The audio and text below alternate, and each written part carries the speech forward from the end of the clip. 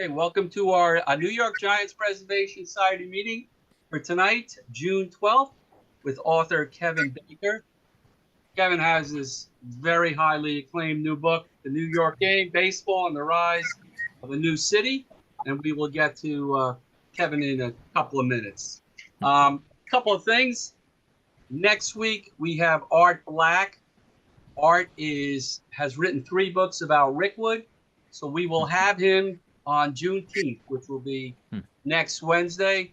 It should be a great meeting. And Ken Kelly, his good friend who's on board, he will be helping Art.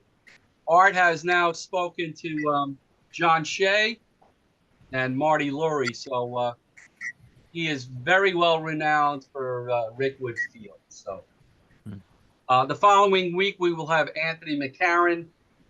All of you guys are always talking about that giant doubleheader that never ended.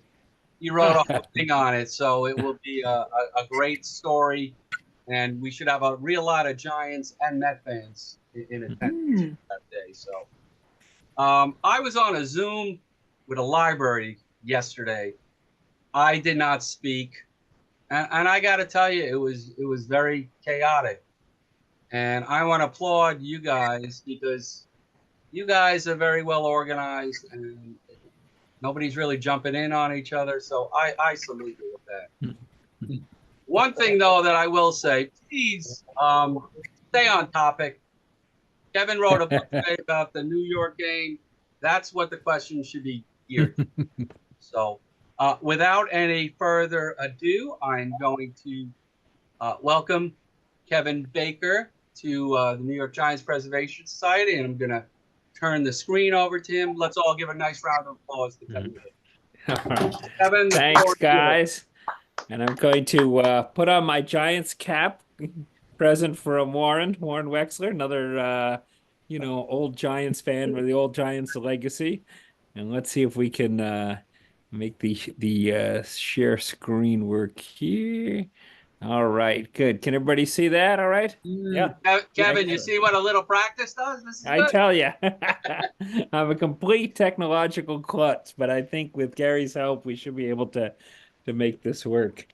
All right. So my father and my favorite uncle were fans of the New York baseball Giants. They were born, there we go. They were born on Fordham Road, and the Giants were very much the team of the Irish, much more the favorite team of one ethnic group than any other New York baseball team ever has been, I think. This picture was taken at the end of the 40s. That's my dad, Ken, on the left, just back from his service in the Marine Corps, and my uncle, Bruce, on the right, about to go memorize the eye chart so he can join the army and end up in the Korean War, which was more than he was expecting, but he got through it. My aunt couldn't see in one eye, but my Aunt Emmy, their half sister, is between them. Their father had escaped from the lovely homestead that he and his siblings had been farmed out to in Indiana, and made his way east to the city. There, he somehow taught himself to be an accountant and made enough money to move his family to Pelham Manor, where John McGraw lived. That's him at the far left, Jack Baker with the number 1 over him. As you can see, he shared the family tendency toward oversized heads.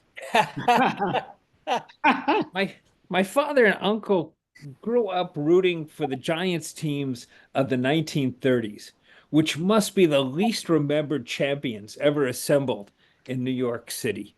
If the Giants have receded in the city's collective memory, the 1930s Giants are a nullity. And that's really a shame because they have an amazing look to them, and they were incredible professionals.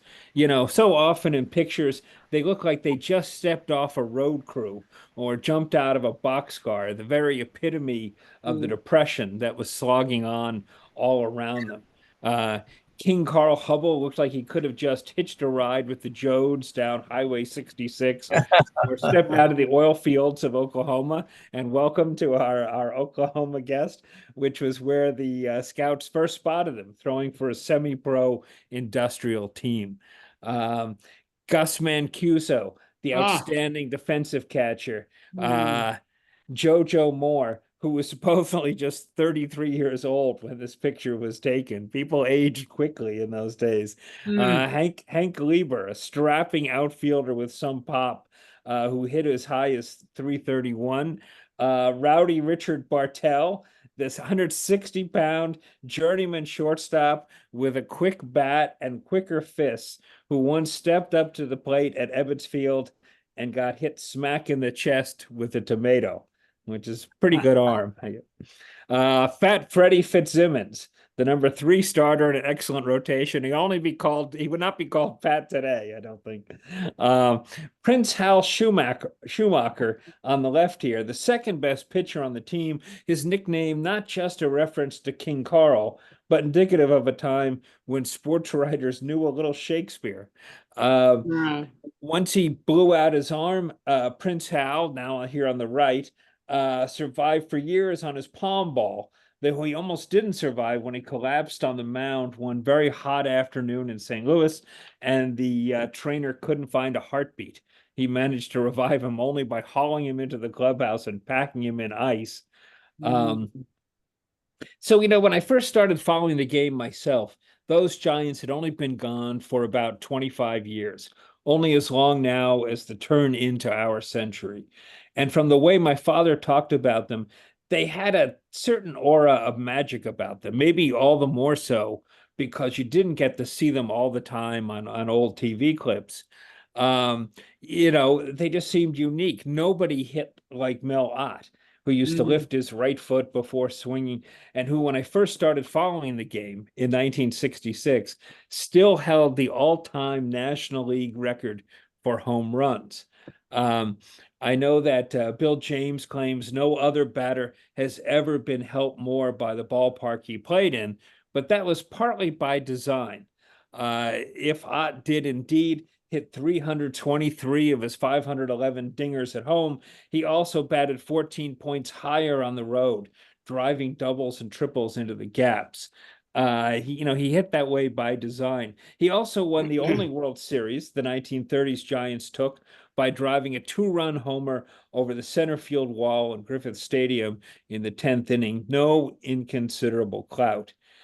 He was a country boy, Ott, off a Louisiana lumber mill team, and he came to very much enjoy city living. If my father told me all about his batting stance, he didn't tell me about how he used to squire Tallulah Bankhead around Whoa. Manhattan. If no one batted like Ott, no one threw like King Carl Hubble, whose great feat of striking out Babe Ruth, Lou Gehrig, Jimmy Fox, Al Simmons, and Joe Cronin in succession in the 1934 All-Star Game was still a matter of renown by the 1960s. My father repeated to me the old myth that King Carl's arm had been permanently twisted from throwing his trademark screwball, which wasn't true, but you could see how one might believe it from looking at this picture of how he threw. Either that or my father just liked the story. I come from a long line of fabulists. Uh, Then there was the player manager, Bill Terry, the last man to hit over 400 in the National League, looking here like a mad scientist's assistant awaiting another beating. The press hated him because he liked to say things such as, "For the mistakes we made, I'll take the full responsibility," and because he would not give them his home phone number. But he won 3 pennants and that World Series. hmm. Then there was where they played, surely the oddest concatenation from its name to its dimensions that any ball club has ever played in. And Hmm. yet its configuration led to 2 of the very greatest plays in Major League history. Hmm. The Giants, from the start, filled a void. When they started play in 1883, it had been 6 years since any team had represented either New York or Brooklyn in the major leagues, the longest gap the city has ever endured. This ended when John B. Day, once an aspiring pitcher and now a tobacco magnate, pulled off as bold a coup as any New York owner ever has Jacob Rupert, Walter O'Malley, and George Steinbrenner included. Day turned the former Rochester Hop Bitters into the New York Metropolitan, the original Mets, only no S, and put them in the then Major League American Association, then took over the bankrupt Troy Trojans and turned them, originally into the New York Gothams in the National League. Did this in the same time, put them both in the same park originally. To run the Gothams, he brought in one of the great characters in New York sports history, Smiling James, aka Truthful James Mutry, who liked to manage very much in the outfit you see him in here, and who would walk up and down before games, exhorting the cranks or fans with the cry, "Who are the people?" To which they would shout back, "We are the people. The Giants fans are the people." But people or not, Day still needed a place for both his teams to play, which had become a perennial problem in New York. He got lucky when the publisher of the New York Herald, the biggest paper in New York, James Gordon Bennett Jr., voted man with the deadest eyes in the world 30 years running. Bennett kept posing like this almost his entire life. I don't know why, but he got so drunk that he walked into a party being held by his high society fiance and proceeded to urinate into the fireplace. Some later claimed that he had really urinated into a grand piano, but it sounds as though Bennett was so drunk that he could not have told the difference. In any case, this was so outrageous that the engagement was terminated. Bennett actually had to fight a duel with his fiance's brother, and he was punished by being banned from the city, which meant having to sail over to Paris in his yacht. He left behind, though, his literal polo grounds just off the northeast end of Central Park, which he needed to sell to someone, and the Giants picked him up. This original version of the Polo Grounds ended abruptly in 1889 when the team was defending world champions, but nonetheless, the city drove a street through it. But Day was not to be deterred. He took his Giants briefly out to Staten Island to the old St. George cricket grounds, where his poor Met team had wound up. But alas, even with the many amenities offered there, free band concerts, as you can see on this poster here, fireworks, restaurants, illuminated geysers, a delightful sail down the bay, and a breath of fresh air, hard to get in New York in those days, all for 10 cents. Not to mention a view of the brand new Statue of Liberty. The grounds had fallen into serious disarray. The outfield was so waterlogged that the Giants had to lay wooden planks over it, and the stage scaffolding from an outdoor theater remained on the field. Picture a world champion team today wading through the pond behind the Delacorte Theater.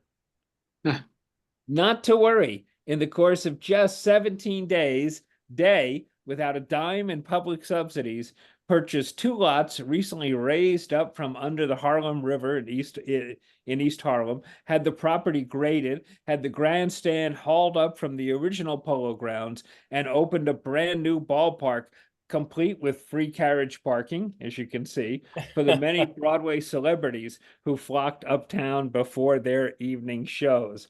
And I guess they were the people too, but never mind. The Giants were very much the toast of the town, and they would remain so for almost all of the next 30 years. They boasted many of the premier transformative players of the day, such as the great catcher Buck Ewing, workhorse pitchers such as Mickey Welch and Sir Timothy Keefe, both of whom won over 300 games, and the extraordinary John Montgomery Ward, who was a testament to what a man could accomplish in the age before television. Ward started out as a phenomenal pitcher, but switched to shortstop when his arm went. An Ivy League grad, he went to law school in the off season. Both his wife and his mistress were leading Broadway stars. His wife, seen here, was Helen Dovray, who donated the official trophy to the first 19th century World Series, the series. So He had no spare time. Yet Ward had even greater ambitions, and he quietly organized the first players' union when the owners refused to get rid of the reserve clause. He led them out not only in a strike, but in forming their own players' league, which mortally wounded the old American Association and nearly did in the National League too. Amazing to think how different things might have been if they had succeeded. He also was he wanted to end the color line, which is also interesting, but unfortunately he couldn't get his fellow players to go along with it. Um, the Players League Giants scooped up the lot just north of Polo Grounds too, as you can see here, in this illustration, which was a disaster for John B. Day. He lost his team, but after the strike was over, the Giants took over the new park, which, as you can see here, lent its shape to the Polo Grounds we all knew and loved. It was a crazy situation, these two teams playing so close together, and led at one point to fans of both teams watching as Amos Russi, the Hoosier Thunderbolt, not looking very Thunderboltish here, but he won an epic 1-0 13-inning game over the great Kid Nichols. So players, the fans on the far edges of both parks went and like stared at this, everybody playing there at the same time. So after Day lost his team, it was taken over by Albert Friedman, who Bill James has described as George Steinbrenner on Quaaludes with a touch of Al Capone. Friedman had, quote, an astonishing ability for making enemies, as one paper wrote, but no doubt his temper was not helped by the astonishing open anti-Semitism of the time, including even from the Sporting News, a wildly bigoted paper back then. He did leave behind him on the Grand Concourse the Albert Friedman home for those aged people of wealth and position who had lost both. Um, Originally, it was very hard to find any millionaires who had dropped into poverty. They couldn't fill the place up, but eventually, they were able to kind of provide a genteel middle class of people who, without means at the ends of their lives, and eventually it served a very great purpose, helping a lot of refugees from Europe after World War II. Older people who had often no family, nowhere to go, were able to reside there. It was closed back at the start of the 70s. It's been newly refurbished, though, and it looks great inside. The city is just trying to figure out what to do with it, which could take a few decades, knowing the city. So Friedman soon passed on the team to John T. Brush, the Hoosier Wanamaker.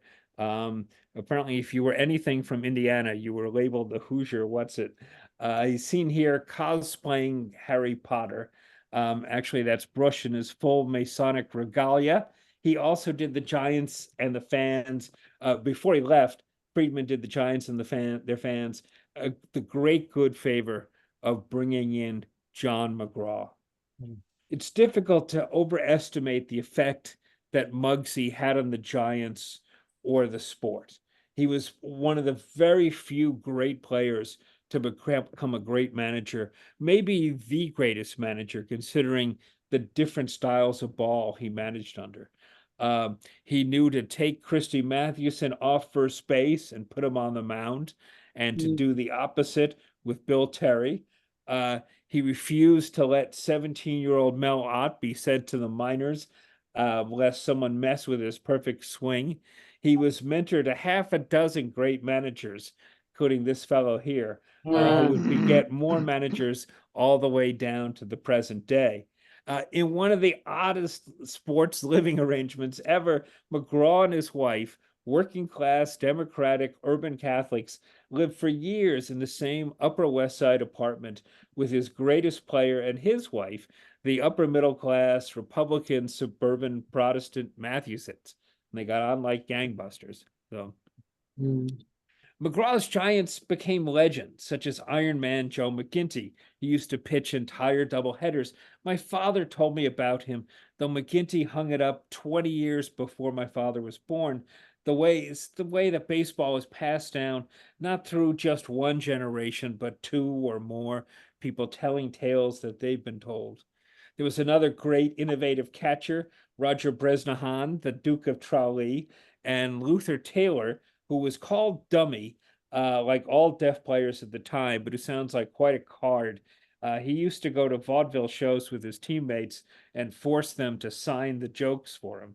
Uh, Nonetheless, McGraw turned this in. Everybody learning how to use sign language, McGraw turned this into a great advantage for passing on signs and all this.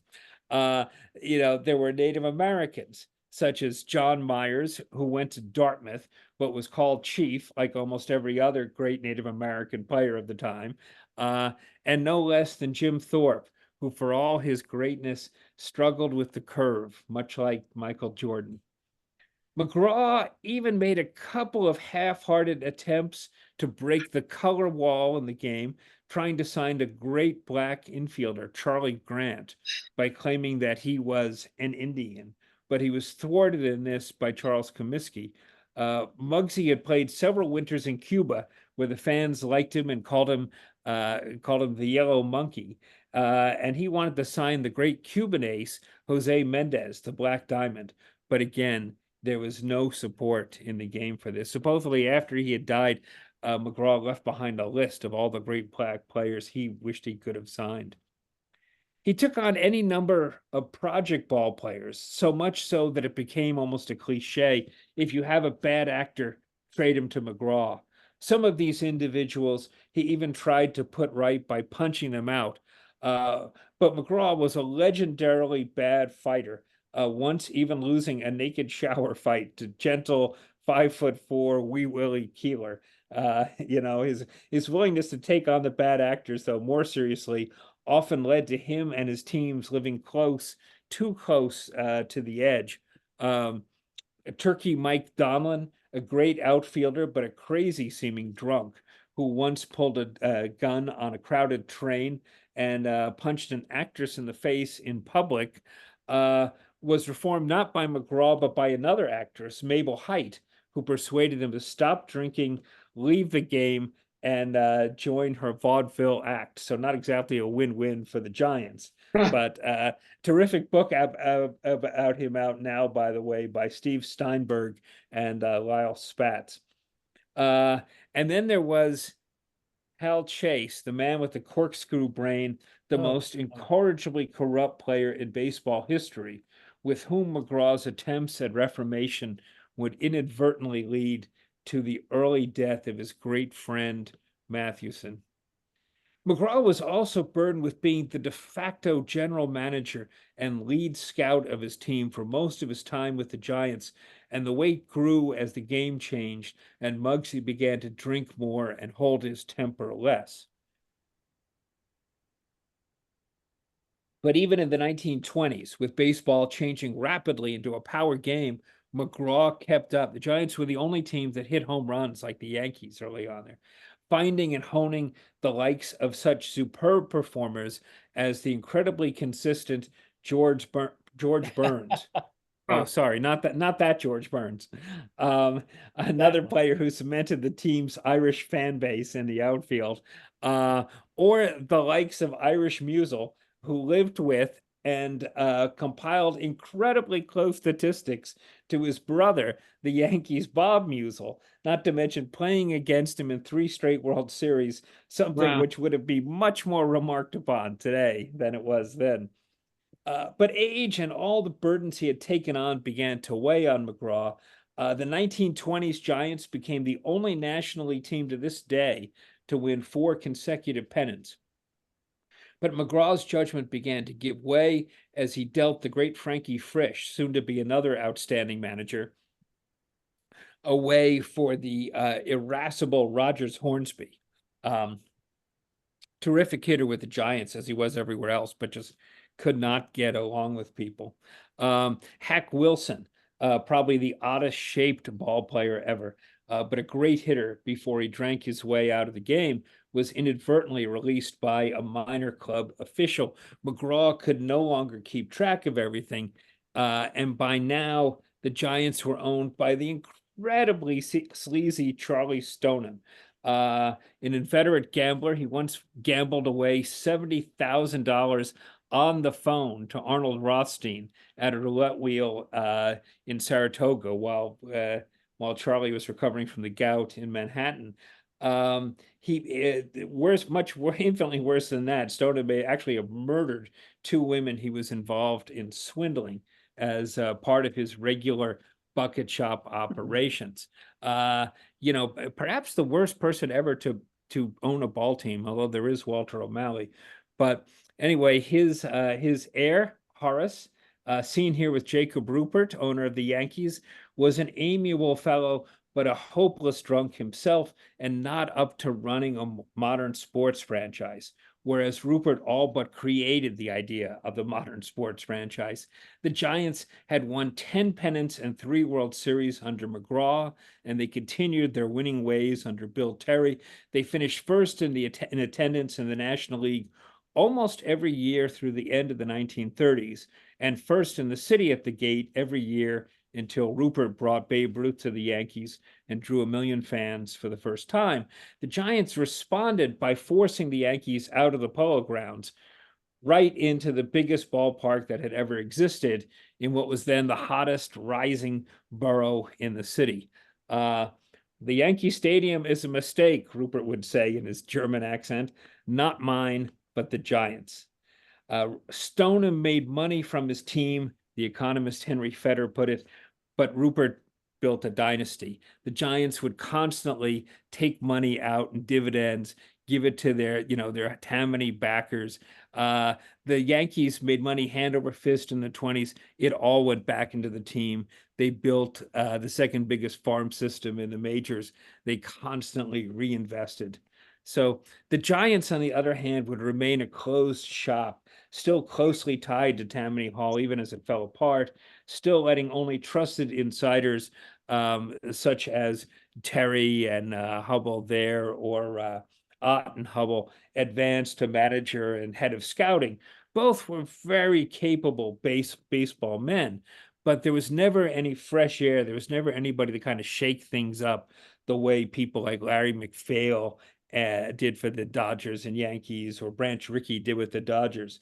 The team would go on, there was almost an escape clause to this because the New York Cubans, or Cuban Stars, under Alex Pompez, who would turn into one of the great scouts of all time, became under the Giants the one and only Negro League team to actually be a minor league team for a major league one. And Pompez got all these great players. He was instrumental in signing Willie Mays. He got all these great Hispanic players for the team, but largely after they had moved to San Francisco. The team would go on for years, and there would be more great players and great moments, even an unexpected revival as the color wall finally did come down. I love the picture on this. It says near the bottom, for some kind of copyright purposes, do not copy. Good luck copying that catch. I don't think anyone ever has.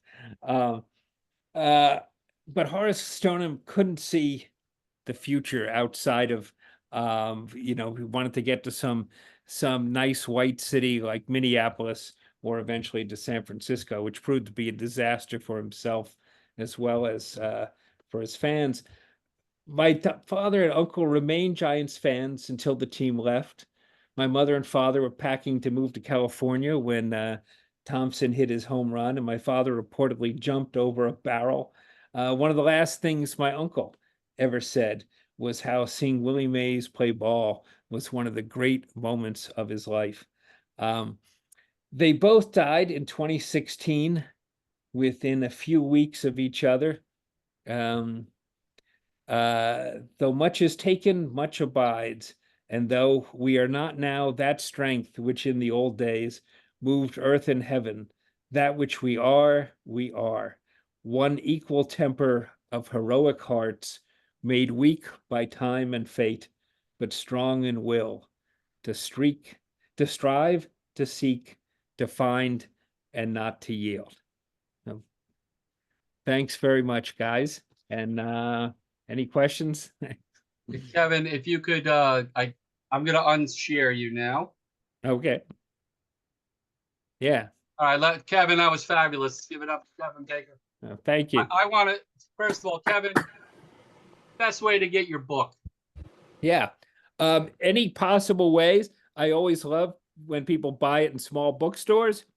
I realize you might not have such a thing near you. You can get it on Amazon. You can get it under, I think, from Barnes and Noble. Uh, it's, generally available on the internet or at fine bookstores everywhere. All right, I'm going to tell everybody, Kevin, this book is not just about the Giants, okay? He tailored it for the audience, of course, because I've heard him speak and tell other stories. So feel free to talk about anything in New Yeah. York from that point on until, basically the Giants and the Dodgers left. Again, this book has gotten fabulous reviews, and we wish you the best. Yeah, thanks, Gary. First of all, Kevin, it's a Yeah. very long book. How long did it take, and what brought you to write it? Well, it was actually the idea of my first editor on it, Andrew Miller. And it took so long, he's moved on to run Halt by now. He was a promising young editor. Now he's head of a company. I had to write a number of books and many articles through it to kind of keep Hearth and Home alive. So it took a long time in the end. It took like about 20 years Wow. going back to it, coming back, or whatever. But it was a labor of love. And by the way, it goes through from the start of baseball in New York and in America. It goes through 1945 and the end of the war. The second book, which is finished, it has to be edited, but preferably with a power saw, but it's finished and will be out in the spring of 2026.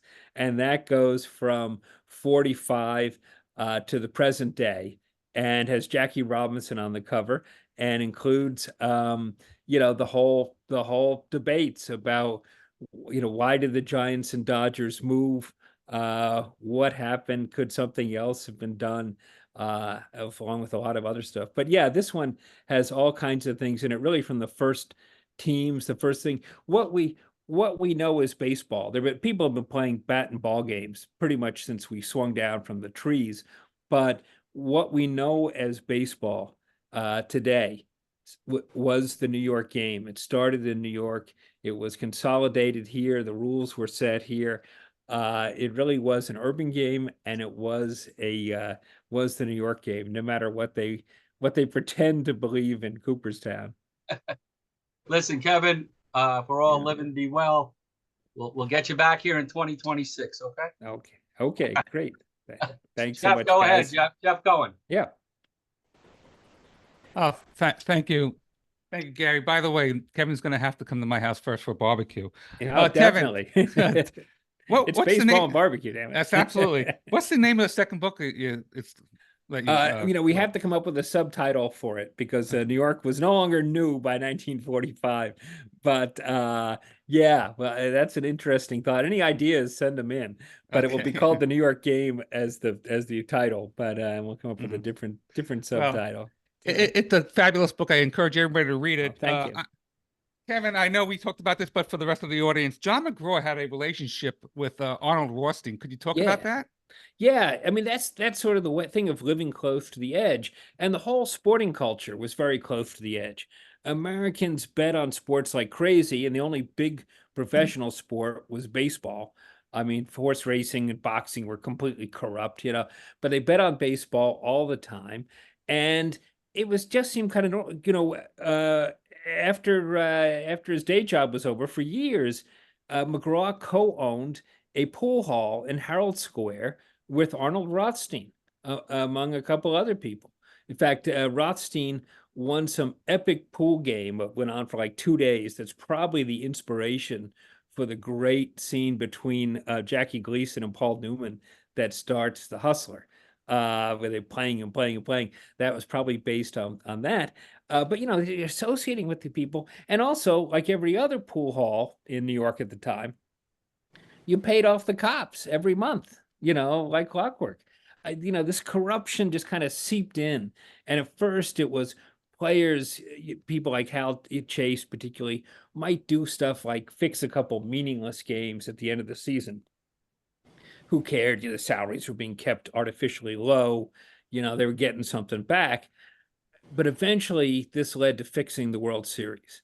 And that was done in New York, too, mostly at the Ansonia in Manhattan, which was then a big ball players hotel. And that almost destroyed the entire sport.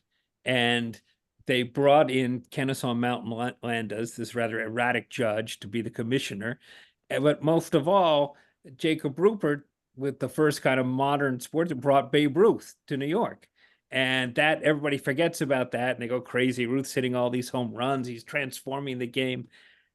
You think about that. Here you have Shohei Ohtani, a great player, but somebody who MLB has been heavily invested in, saying is the next Ruth, is better than Ruth, which he's not. But, this guy, we may just be looking at the tip of the iceberg.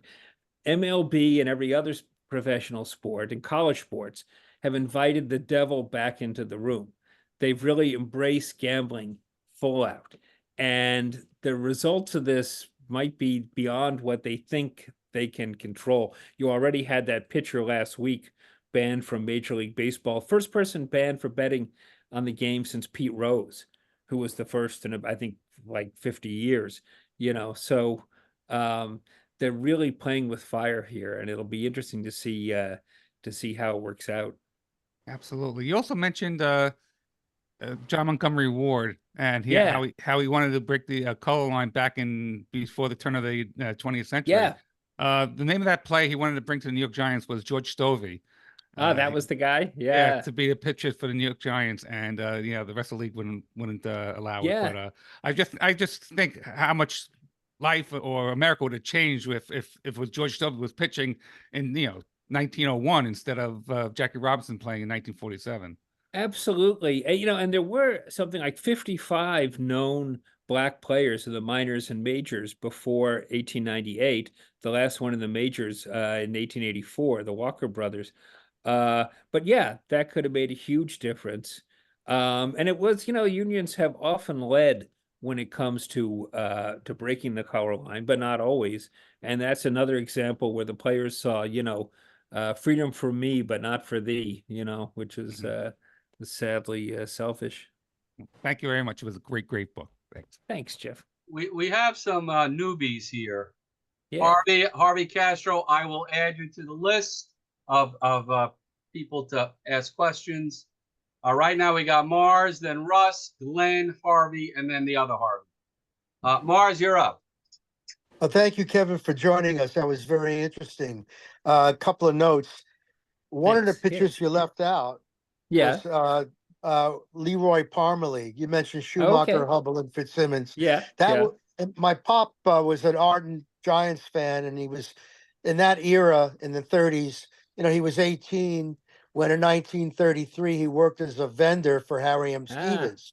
So he worked in the Polo Grounds when the Giants were home, and he worked in Yankee Stadium when the Giants were on the road and the Yankees were home. And of course, he saw Ruth and Garrick, he saw Ott and Terry and Hubble. And he always mentioned the Big Four, and he would tell me stories about they wouldn't score very many runs in the 30s, but they had the Big Four.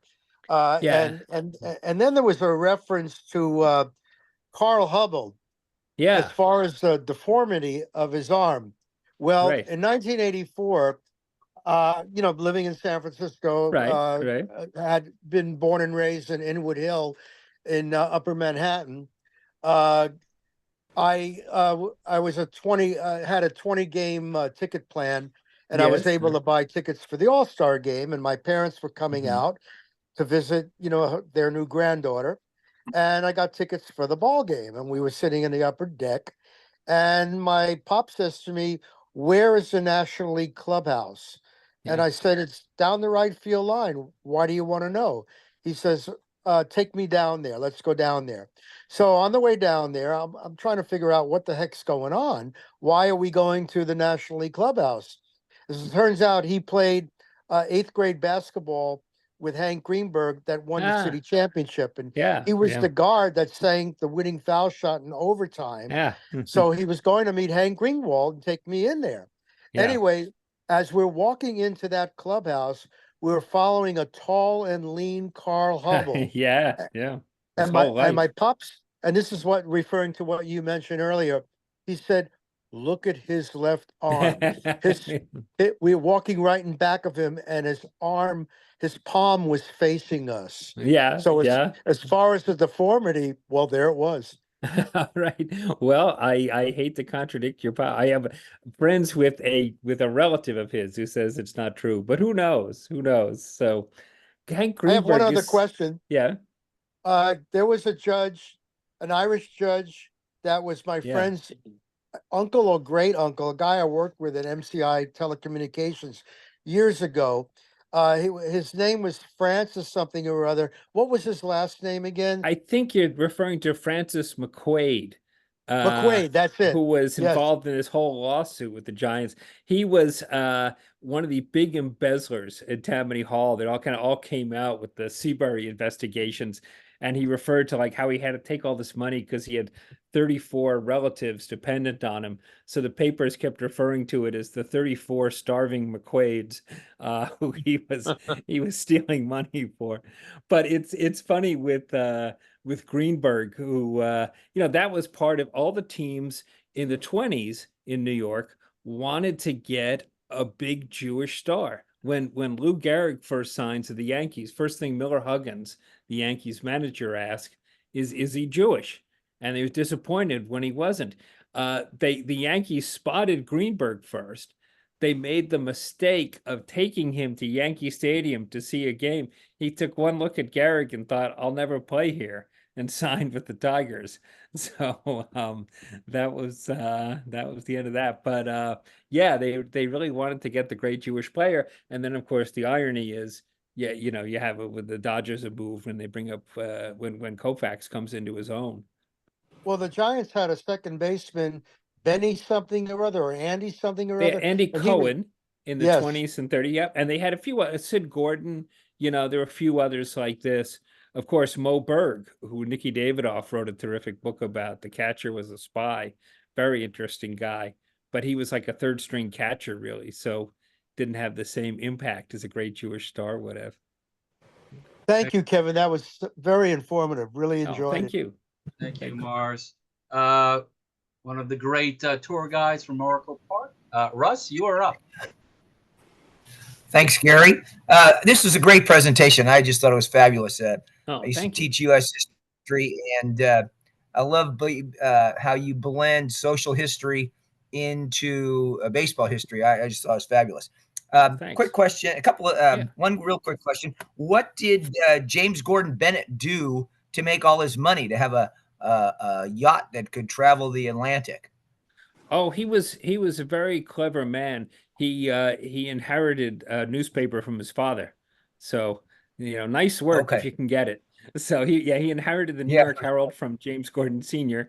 He spent a lot of his time yachting, a lot of his time in Newport, where he also got into trouble because he bet a friend that his friend would not ride a horse into this exclusive library there, into the reading room of that, and he did. So he lost that bet. Then he had to kind of form his own club. By the way, the duel was not a very serious one, but they did go. He and his ex-fiance's brother did go and fire pistols in the air at each other. So, well, I'm looking forward to reading your book. I'm going to put it on my to get list. And one quick thing, you were talking about Charles Stoneham, and the show has had on Bob Garrett, Robert Garrett, Jazz Ace Giant, and your outlook on Charles Stoneham is a little bit different than Bob Garrett's. And I just wonder kind of what you think.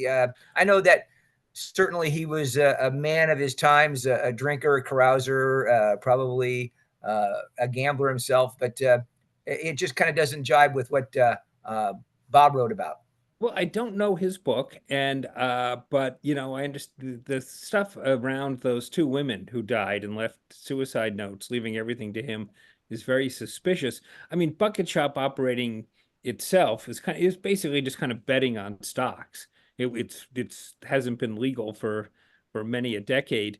And he would say stuff like he refused to answer questions about one of these women dying because he put it out through a friend that his little son, poor little Hari, had just met with a fatal accident. So he was too bereft to talk. You know, unfortunately for Giants fans everywhere, poor little Hari went on living for a long time and eventually moved the team out. But well, moving the team out was the good thing to do. I mean, as far as we're concerned, but you know, no. Yeah, it was no, it was. I think it was a terrible thing, but he was. Yeah, he was just unequipped to run the team. Poor Horace. He used to. Yes. He used to like to get somebody up to his office way out in the center field clubhouse there, and tell him "sitsy," and then you know there was one sports writer who went up there, was drinking away with him one night. He woke up to this horrible pounding, bang, bang, bang, and he thought, you know, it must be it's the worst hangover I've ever had. And you know, Horace had locked him into this room. He had you know, and he'd gotten drunk and fallen asleep. It was the next day, and that was Johnny Mize hitting line drives off the outfield wall. You know, this was the sort of culture that went on with the Giants, whereas like the Yankees were kind of corporatizing. The Dodgers had like this, you know, this genius baseball guy come in, Branch Rickey.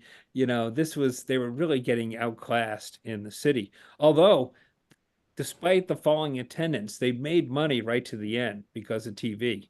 They made healthy profits. So it was kind of a shame. Well, it was a great show. Thanks so much. I'm you. really looking forward to your book. Bye-bye. Thank you. Kevin, just so you're aware, yeah, many of the people in here are happy that Horace Stoneham took San Francisco because we have a lot of San Franciscans in here. So I love San Francisco. I, you know, have in-laws out there. Love to get there. I'm a touristing fool. I ride the cable cars up and down. You know, just love the city, and it's a beautiful city. And the current owner, right? Is he still the owner? He at least paid for the park himself, which is a great thing, particularly these days. He saved the team. Very glad they didn't move to Florida, like the Stone, like Horace Stoneham wanted to. Yeah, that's unfortunately Peter McGowan passed it. But I find it unforgivable what he did. I mean, he was in East Harlem. He didn't like the fact that Harlem was very black by then. He didn't like the fact that East Harlem was very Hispanic. And he had this guy, Alex Pompez, who was getting him Juan Marichal, Orlando Cepeda, the Alou brothers, all these great black and Hispanic stars. It could have been a really good thing, but you know, he didn't care. He just wanted to leave. Thank you. Glenn, you are up. Glenn. Hello. Thank you, Kevin, for a wonderful presentation. Thank you. Really, really have enjoyed it. I have not read your book yet, though it has been on my list of books to get at my little tiny bookstore up the street. Great. Good. So I will do so, certainly now. Great. I just wanted to relate a brief New York story. Yeah. Jack Kerouac, the writer of On the Road and the person who coined the phrase Beat Generation in the 40s, was in a hospital in 1951 in October, September, October, whatever it was. And somebody hit a home run that year. And he immediately reached for his ever-present notebook and wrote down, "It is possible for the human spirit to triumph after all." And then in 1969, he was in the hospital again. And the New York Mets won the World Series. Yeah. The Orioles. Yes. Yeah. Another great miracle. That might be something somehow that could be tossed into the second book. I don't know. It's great. It was great fun writing about the 51 game, and you know, it's inspired so many things. The Dom DeLillo book and all. One of the things I love about it, in a way, was how Hamish it was. like it thrilled people. They loved it. They were very excited. But, the park didn't come close to selling out that day because people had day jobs. People were, they had lived through the Depression. They had jobs. They went to work. Bobby Thompson, after he hits it, he goes downtown to do a radio commercial because they were offering him like $1,000 or something, and you couldn't turn down that sort of money. But then he just goes on to the Staten Island ferry, goes home to Staten Island. His brother, who's a fireman, meets him at the ferry. They go and they celebrate in the neighborhood, and everybody's very excited in the neighborhood. They go out and have a little dinner with the relatives and friends. But that's it. It wasn't, sports had not become this big bombastic thing that takes over our lives like it so often does now. We could really enjoy it without it becoming kind of monstrous. And I kind of love that, just how low key it was in some ways. Thank you. Thank you, Glenn. Mr. Weinberg. Yeah. Kevin. Yeah. I'm going to be short because my longtime friend Harvey Castro is following me. Okay. I got two quick comments. Sure. On behalf of my father, who was died in 2004, an avid Giants fan, he too, like Mars's father, swore that Carl Hubble had a twisted left arm. Oh yeah, people. Okay, and I understand that your evidence is what it is, but I'm relying on that. And I'm compelled to tell one very brief story, and I'm going to make it very short. Sure. My wife passed away a couple of years ago, but in 1995, we had a dinner with Bobby Thompson.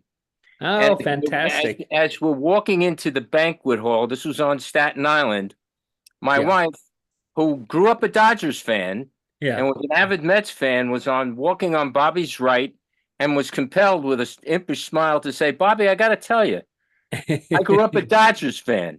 And Bobby, who towered over us, looked at Helen and said, "That's all right, dear. My father was a Dodgers fan." And then he turned to me, and said, "Until I signed with the Giants." That's great. And with that, Gary, I return my reserve time to Javi Castro down at the bottom of my page. I go into that a lot in the second book, all the myths and the realities about the great home run.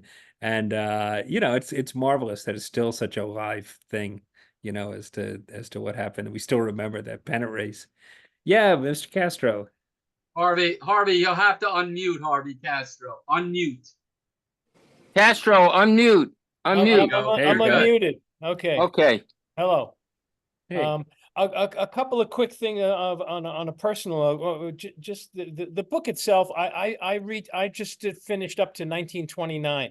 Okay. So I have a little ways to go to get to 1945, but up to 1929, I was just fascinated and blown away. Oh, thank you. Thank you so much. Wonderful, it means a great wonderful deal. Stuff. Thank you. A couple of things of a personal note. Sure. My mother grew up in Washington Heights. She grew up a Giants fan in the 1930s. She used to cut school with her girlfriends to go to the ladies' day at the Polo Grounds, which was Friday afternoons in those days. That's great. And in many of them there was free admission. Yeah. So my first understanding of baseball was the 1930s Giants with Ott and Hubble and all of those guys. The second thing is you brought up, of course, all of the shenanigans going on in the Ansonia Hotel. Yes. And the Ansonia, for those of you who don't know, go take a look at it on Google. It's incredible. But you had all the gamblers, all the politicians, and you had all the criminals. And and Babe Ruth with an 11-room apartment in Ansonia. And in the 1950s, the Ansonia had my grandfather. Oh, okay. So I have a familiarity with the Ansonia also, which is part of my life, which is pretty fascinating. Too. Thank you for letting us know about the great record of Casey Stengel. I had no idea that he was part of the New York baseball scene for so long. That's one thing. The other question I had is there been any fault? You made mention, of course, about the poor management by the Stonehams Yeah. How they put the money into their pockets as opposed to the Yankees who put them into the team. Have you gotten any fallback on that, or fallout, excuse me, on that in terms of your kind of dinging the Stoneham family? I have not heard anything from them, but I'm hoping to cause outrage amongst them and the various O'Malleys come the next come the next book. Yeah, they were. I mean, unfortunately, the Yankees owners tended to be much smarter, but they're out for themselves. It's amazing. The Yankee Stadium. I was up there last week, and it's 2/3 subsidized by the taxpayers. Absolutely outrageous. They weren't going to move out of the biggest market in the country. Not nowadays. It's absurd the money we throw at these sports franchises. Looking at you, Dolans, and get so little back, so little regard for the neighborhoods around these parks. So little regard for the city, and it always used to be that way. But at least when they were paying their own way, you could kind of justify it more. But yeah, my mother was born in Washington Heights also in 1929. And I was not a fan of any baseball team, but yeah, the Ansonia has a great history. Yeah. It went on, of course, to be the place where Bette Midler first got discovered, singing in a gay bathhouse with Barry Manilow playing the piano, and then it became a heterosexual bathhouse called Plato's Retreat that was quite notorious for about 5 minutes in the 1970s. Yeah, I think my grandfather was gone by then. Yeah, not casting any of it, but it was and now it's like just another, like everything else in the city, unfortunately, a phenomenally wealthy building, where everything costs gazillions. But yeah, that's and Rothstein, who fixed the series, he was apparently kind of keeping an eye on it. He'd go to Rubens, where one of the many locations of Rubens, kind of across Broadway, where the Reuben sandwich was invented, and he would kind of hang out there for a while and go over and feel out what players were thinking. Great, thank you. Thank you. Thanks so much. Kevin, how are we for time? You okay? I'm fine. Yeah, I love talking to this stuff. I can do this all night. Neil Seldman, you are next. Thank you. Thank you very much. Could you, first of all, thank you so much for this discussion. Brings back many good memories. My question is, could you just give us a taste of what your take on O'Malley is going to be as you work on that new book? Yeah, it's kind of interesting because this whole dispute has arisen. This whole controversy has arisen. Was it the fault of O'Malley or the fault of Robert Moses, who's a favorite whipping boy here? And I would never defend Robert Moses about most anything. But in this case, he was right. Once again, O'Malley wanted, the case I make in the second book is that the best thing that ever happened to Brooklyn, considering the alternative, was that the Dodgers moved. It was a tragedy. But what O'Malley ultimately wanted to do, he kept saying, "Oh, just get me the space and I'll build the stadium." And Moses actually did the numbers and said, "You can't possibly pay for this the way you're talking about it." And then O'Malley says, we can do it on one of those, what was it, Title I things, what was called slum clearance after the war. If you tore down enough buildings, you could also get a huge federal money to build entertainment, including this park. So what O'Malley was talking about was tearing down about 100 blocks of brownstone Brooklyn, ultimately, to build this huge, ugly park that he had designed by Norman Bell Geddes, who, as a baseball park designer, was a hell of a designer, not much of an architect for baseball. But he was going to build this huge, ugly, domed park. You were going to tear down like some enormous amount of the borough, and you were going to have this park where all the money went to O'Malley. And Moses said, "No, I'm building this park out in Queens. It's going to anchor all these highways I built out there. You and the Giants are welcome to rent it at a very low fee, and that's that." And so O'Malley said, no way. And he moved out to LA, which was also a little crazy. It's still going from the biggest market in the country to the second biggest. The man who really made out on it personally was O'Malley. It wasn't even necessarily a good move by the Dodgers ultimately, but he made out like a bandit on it. So, you know, whereas opposed to Stoneham went broke in San Francisco. But that's, you know, that's my feeling as to how when he really is the culprit.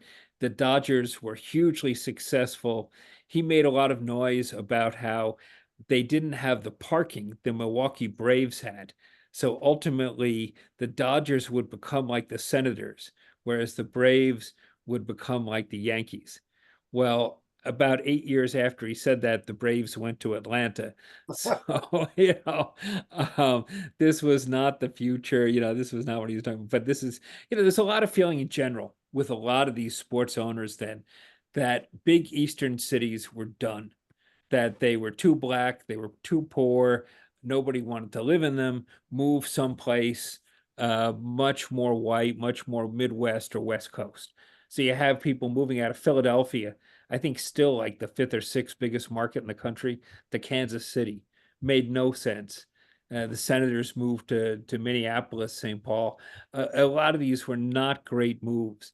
The Browns moved east, but they moved to Baltimore. You know, just strange decisions. A lot of people who run baseball teams are not very good businessmen, but we bail them out nonetheless. Thank you very much. Appreciate it. Thank you, Neil. I'm gonna let Glenn finish up. But did anybody who did not ask a question want to ask a question? I have a quick question, Tom Van Yeah, go ahead, Tom. Yeah. There was a cat. First of all, I'm so glad you got on. And look, it's past 40 minutes, so this is good. Yeah, I'm thrilled. Yeah, listen, the Giants had a very good catcher who happened to be Jewish, named Harry the Horse Danning. Could you say a brief thing about him and what he meant to the team back then? Yeah, no, he was, and he was a little later, right? Wasn't he more in the kind of 40s, or am I mistaken that? I think he played in the 30s too. But 30s, he may have. Yeah. Yeah, no, they did. They, you know, there were Jewish players, and there were, you know, there were good ones. Don't know much about Danning in particular, but yeah, there were players like this. Sid Gordon was a pretty good hitter. You know, you had these, interestingly, the first home run champ ever in the first league ever, the National Association, which from what I could find for this book is the first league anywhere ever. I might be wrong, but I couldn't find even like an amateur league or a European league that preceded it. In the National League, the first home run champ, first 2 years, was a guy named Lipman Pike, who had previously and afterwards worked in his father's haberdashery in Brooklyn. He was Jewish. He and his brother played professional ball. So, you know, he was the first Jewish home run king. Did he play on Yom Kippur? It's not recorded, but they had about a 60-game season then. So, all right, thank you, Tom. Glenn, bring us home. I just wanted to quote regarding Carl Hubbell's twisted arm. Yeah. John Thorne, the official historian of Major League Baseball, once said, at least said, some facts are too good to check. and I would never argue with John Thorne, who was a brilliant man and a hell of a nice guy too. Thanks again, Kevin. Thanks for having me. Why don't we all give it up for Kevin Baker? Thank you, Kevin. That was wonderful. Kevin, again, Thank you, Kevin. Best way to get this. Thanks so much. Yeah, best way to get it, bookstores everywhere or online, Amazon, bookstores, small, big, everywhere. It's out there, should be out there right now. If they don't have it, demand it, and they'll order it up, but it should be in fine bookstores everywhere. Kevin, please don't be a stranger, okay? If any of these Zooms come along, you want to hop on, please do so. And any of the newbies who came on tonight, if you want my email address and to join us in future meetings, don't hesitate to reach out to me. Anyway, we will meet next Wednesday, right by Rickwood Field. So we'll see you next Wednesday at 7 o'clock. I'm going to hang around, talk a little Giant baseball if anybody wants to join me. But have a great week, and happy Father's Day to everybody. Thank you. Thank you. Yeah, happy Father's Day. Mickey. Thanks, guys. Thanks so much.